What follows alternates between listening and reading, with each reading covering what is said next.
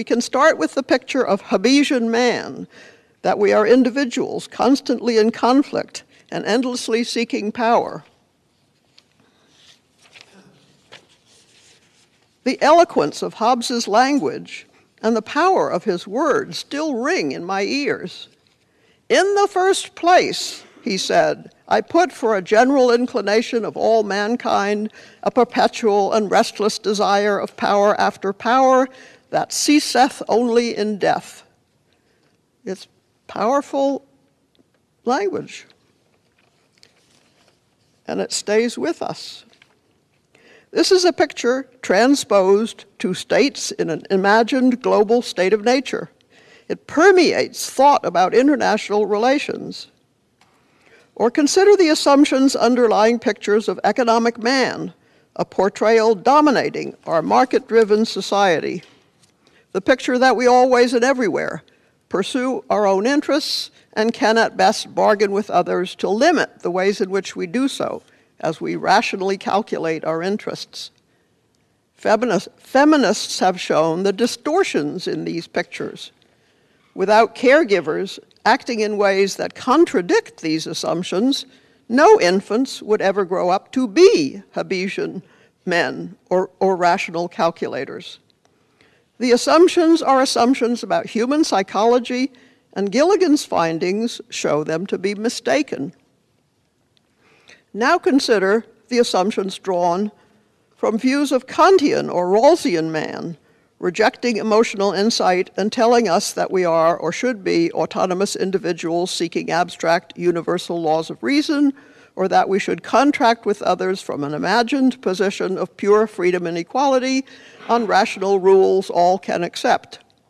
These pictures and assumptions distort the reality of what interdependent, relational, caring, actual human beings embedded in historical contexts are and seek or ought to seek.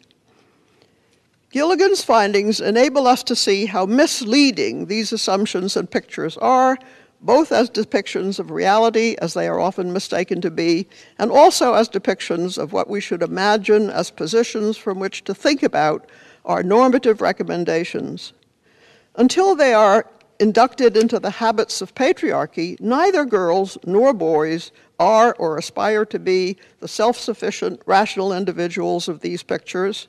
They are, as we all are, dependent and interdependent and shaped by and through their relations with others. They do not split apart reason from emotion or feel that close friendships are just for sissies. Gilligan writes that, quote, the separation of the self from relationships and the splitting of thought from emotion signal injury or responses to trauma, not the signs of maturity they have been taken to be. As she sees it, quote, the internalization of the gender binary and hierarchy of a patriarchal order forces dissociation. The binary creates splits in the psyche, and the hierarchy undermines integrity and trust. So, as a healthy body resists infection, a healthy psyche resists this initiation. It resists moral injury, a betrayal of oneself and of relationships that is culturally sanctioned. End of quote. Her investigations show that at adolescence, it's patriarchy that leads girls to suppress their own voices and boys to aspire to self-sufficiency and power over others. Without patriarchy, both might be inclined towards the ethics of care as well as the ethics of justice. So it is not human nature that is reflected in the traditional assumptions about psychological development or in moral and political theories, but patriarchy.